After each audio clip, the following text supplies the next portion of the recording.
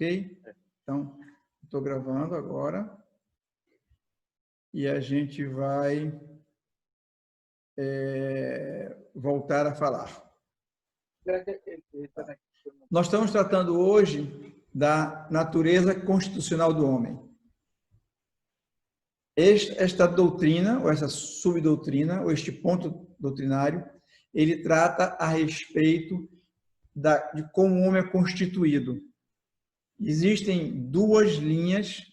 Uma afirma que o homem é constituído apenas de corpo e alma, porque alma e espírito são a mesma coisa. E uma outra diz que o homem é constituído de corpo, alma e alma e espírito são coisas diferentes. Essa que afirma que só são duas partes, chama dicotomia. A que diz que o homem são três partes é tricotomia. Ok? Então, aqui nós temos a dicotomia e aqui nós temos a tricotomia. Ok? E elas, a primeira, que é corpo e alma, e a segunda diz que é corpo, alma e espírito. Então, nós vamos ver aqui os pontos que dão apoio à dicotomia. Ok? Tá. Então, Jesus, ao se referir sobre o poder de Deus sobre a vida e a morte, ele utilizou um termo, diz assim, olha, não tem mais o que matam o corpo, podem matar a alma. Temai aquele que tanto faz perecer no inferno, tanto a alma como o corpo. Então, Jesus Cristo, ao se reportar ao homem, ele diz que o homem só tem corpo e alma. Ele não falou em espírito. O apóstolo Paulo, quando ele vai falar a respeito de um homem que estava vivendo uma vida de pecado na igreja, ele diz que seja entregue a Satanás para a destruição da carne, que isso corresponderia ao quê?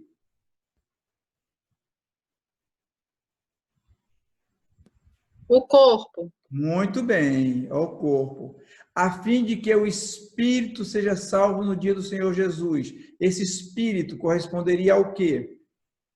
Parte material. A parte material ou a alma, se nós pegarmos como comparativo esses dois textos. Então, tanto o apóstolo Paulo quanto Jesus Cristo, quando se reportam ao homem integral, eles se reportam alma e corpo. E Paulo diz alma e espírito.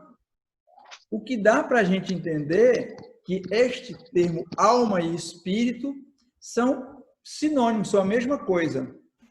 Vocês concordam com isto?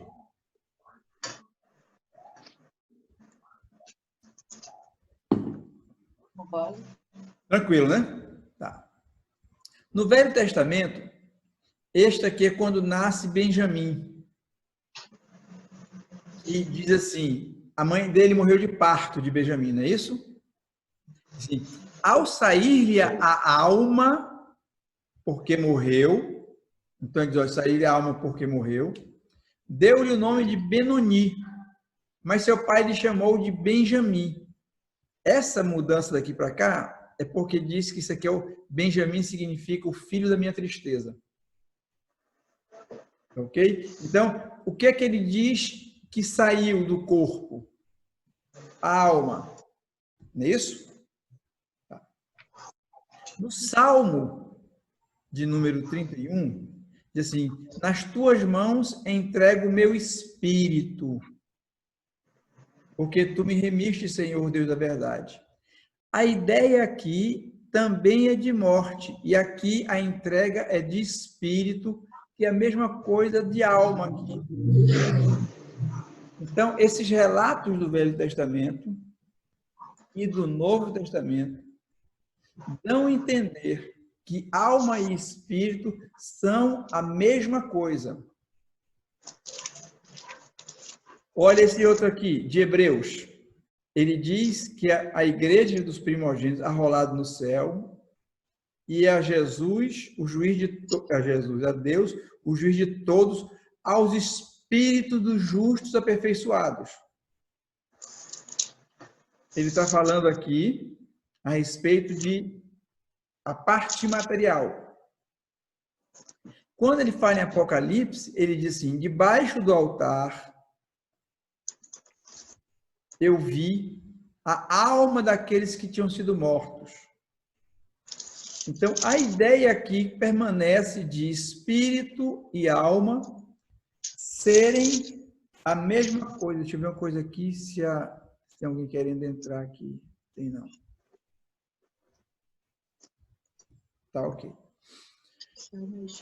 Então, estes argumentos aqui dão a entender que o homem, ele é dicótomo. Tá, ok? A tricotomia, ela afirma o quê? Ela afirma que o homem é constituído de corpo, alma e espírito.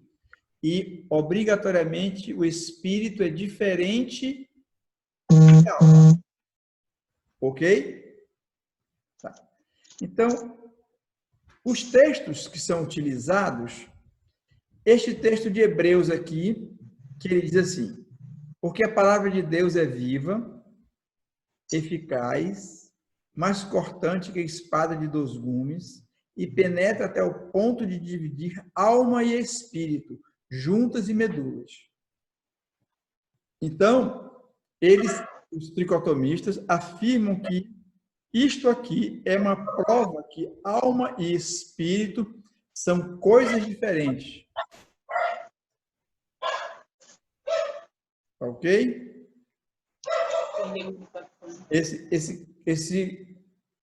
Esse dog é no Mário ou no... Não, é no... Tá. Então, não pode ser contaminar lá em São Paulo, não. Tá. Então, olha outro texto que eles usam de Tessalonicenses. O mesmo Deus de paz os santifique em tudo, e o vosso espírito, alma e corpo sejam conservados íntegros e irrepreensíveis na vida do nosso Senhor. A ideia aqui também é que espírito e alma sejam diferentes. Tá ok? Esse último texto aqui, nós vamos ver lá na frente de novo. E nós já vimos anteriormente sobre a Trindade. A minha alma está profundamente triste até a morte. A alma, tristeza. E aqui ele diz que em grande voz entregou o Espírito. O que eles afirmam é que alma é a residência dos sentimentos. E o Espírito é a parte que se relaciona com Deus. Isso dentro da tricotomia. Tá bom? O que é interessante que a gente afirme, mesmo que a gente escolha tricotomia ou dicotomia, o que é interessante que a gente afirme é que o homem, ele é uma unidade.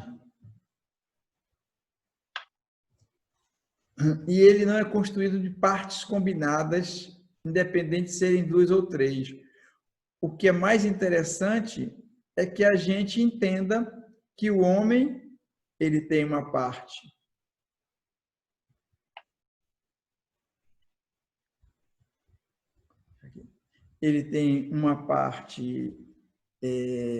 física ou material e uma parte imaterial. Independente das pessoas acharem que essa parte material, elas sejam divididas. Né? E aqui é interessante que há dois momentos. Este momento do pó e este momento do sopro. Tá bom? A ideia, nós já vimos isso anteriormente, mas eu vou repetir. A ideia de passar a ser uma alma vivente não significa que é um terceiro elemento, mas significa que a parte material e a parte imaterial, ao Deus conferir vida, ela passou a ser uma pessoa.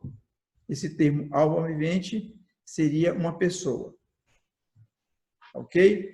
Agora existe algo que, não sei se vocês já tomaram conhecimento, que algumas pessoas dizem assim, olha, nós somos dicótono antes da regeneração, mas depois da regeneração, nós somos tricótonos. O que ele diz é o seguinte, que quando nós nos convertemos, Deus adicionou na gente outra coisa. E esta outra coisa, muitos deles afirmam que é o Espírito Santo. Essa doutrina ela é perigosa porque ela confere aos seres humanos uma certa divindade. E as pessoas que acreditam nisso e conseguem comunicar com os outros, terminam fazendo que essas pessoas divinas, elas se sintam mais levadas a não submeter as escrituras e também a não reconhecer a igreja como um poder. Vocês entenderam isto? Existe uma novidade no meio da Constituição, da estrutura constitucional do homem, que ela diz que o homem é dicótomo antes de se converter. Depois que se converte, este homem passa a ser tricótomo porque o Espírito habitou nele e ele agora é uma entidade divina. Então, entenderam? Ele é habitado pelo Espírito, mas não é. Mas não tem nenhuma... A habitação no Espírito, se diz que a habitação mostra que o Espírito não somos nós. Nós não somos Deus. O Espírito não somos nós. Essa é uma ideia muito parecida com o panteísmo. A ideia que Deus, tudo é Deus. A flor é Deus, o ar é Deus, o sol é Deus. Tá ok? Tá. Fechando o nosso ponto, olha aqui. Nós vamos falar além desta vida, mas antes da glorificação, tá? Que é chamado como estágio intermediário ou desincorporação. O grande problema que existe é que se criou uma ideia que só pode existir vida se tiver uma estrutura material para expressar essa vida. E o que acontece é que nós temos um texto muito claro, que é Lucas, até eu passei, eu deveria ter só uma coisa aqui, irmãos, eu vou tirar isso aqui para a gente ver passo a passo. Esse texto aqui, ele está em Lucas 16 e é conhecido como, vocês lembram? Aconteceu. Olha, vocês lembram aqui o mendigo? O nome dele como é que era? Lázaro. Isso. E o outro, como é que é conhecido?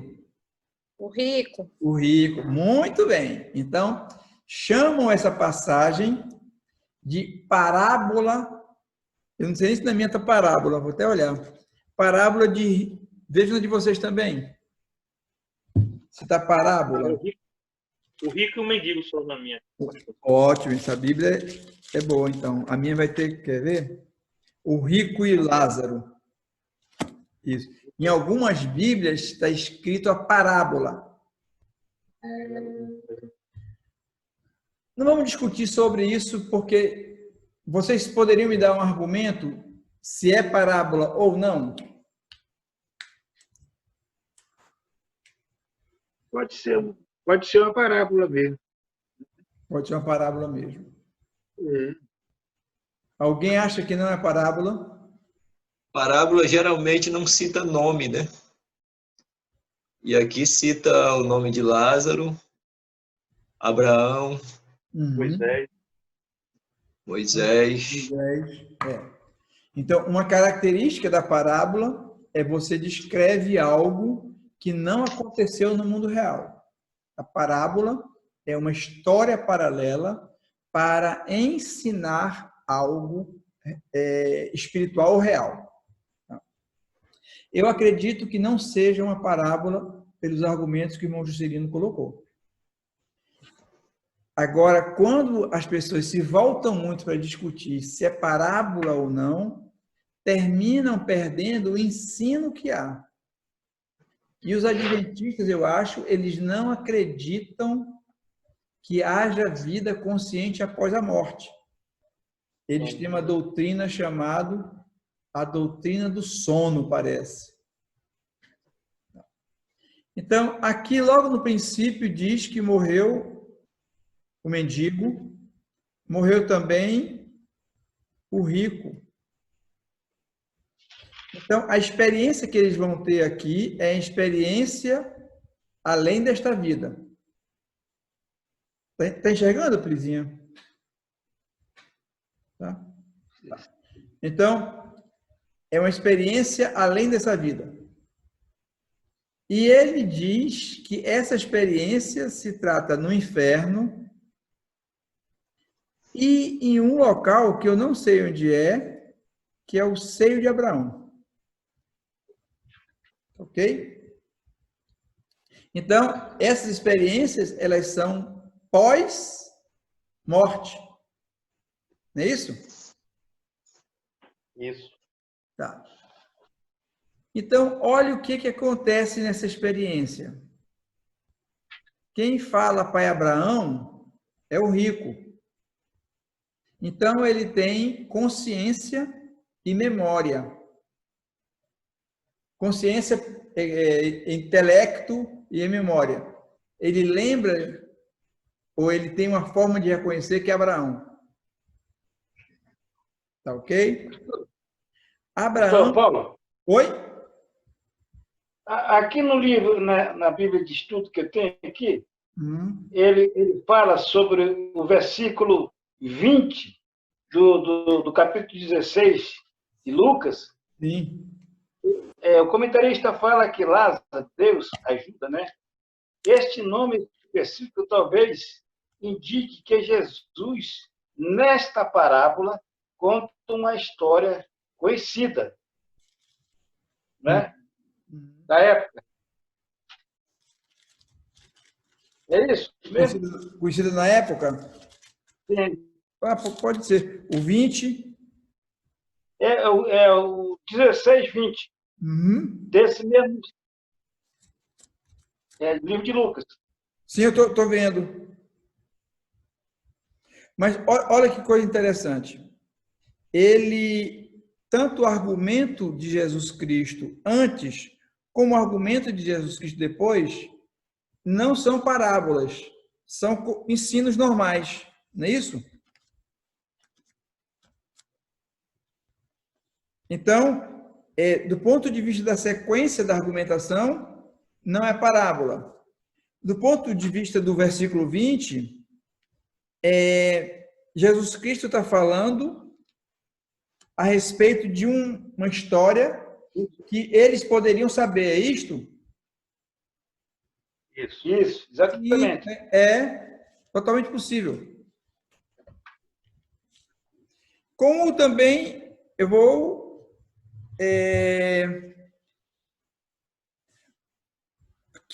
é possível também que eles não conhecessem, né? Porque ele diz, olha, havia um homem rico, vestido de púrpura. Ele está contando uma história que Jesus Cristo tem conhecimento dela. Não obrigatoriamente eles precisavam saber. Seria uma história para exemplificar o fato acontecido, né? Um fato acontecido. Sim. Ele diz havia um homem rico e ele diz havia um certo mendigo chamado Lázaro. É difícil a estrutura de parábola, ele atribui nomes. Eu não conheço nenhuma parábola que ele atribua nomes. Ele diz, havia um rei, havia uma terra distante. Quero fazer uma pergunta. Pode fazer. O que é Hades? Hades é um termo em hebraico que pode ser traduzido tanto por inferno como por sepultura. Lugares inferiores, lugar pós-morte. Tá, lá o rico estava no Hades e o pobre no seio de Abraão. Isso. Ok? O que é interessante é que tanto Abraão, que já está morto, quanto o rico, que também está morto, quanto Lázaro, que está morto, todos eles expressam aqui, porque ele diz aqui, olha, aqui está consolado, isso aqui é com Lázaro. E ele diz, estou atormentado. A ideia que a gente percebe é que existem expressões de ideia, de sentimento, de sofrimento dessas pessoas. Então, este texto afirma para a gente que existe vida contínua, não existe uma interrupção. Tá ok?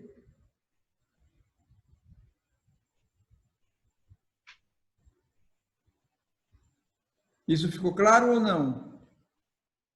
Não. Irmão Mário? Tá claro. Isso. Então, o que esse versículo pode provar para a gente é que a vida ela é contínua, não existe uma transição de sono entre o que nós vivemos hoje e quando, assim que nós morremos, onde nós vamos abrir os olhos. É um termo mais... é um eufemismo, né? A gente, ao morrer, não existe uma descontinuidade. Tá ok? Esse é o ensino do texto. E o que a gente percebe também, que é uma sequência imediata entre consolo e tormento. Então, para o céu ou para o inferno? Isso é o que o texto claramente ensina. Tá bom? Nós vamos, então, agora voltar aqui. Nós vamos sair para entrar de novo, tá bom?